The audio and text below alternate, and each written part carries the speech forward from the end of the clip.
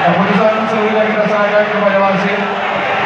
Seluruh penonton kami harapkan tenang dan kami ingatkan untuk tidak memasuki lapangan. Ya, penonton harap tenang untuk tidak masuk lapangan dan tidak melempar apapun ke lapangan. Terima kasih.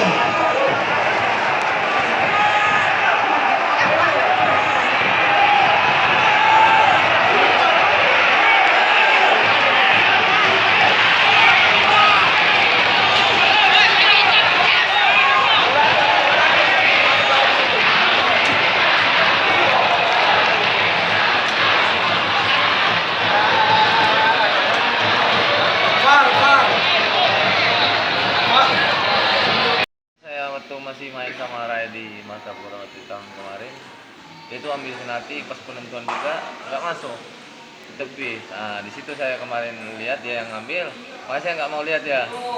Membelakangi. Iya, saya belakangi, saya menghadap ke kiper sendiri.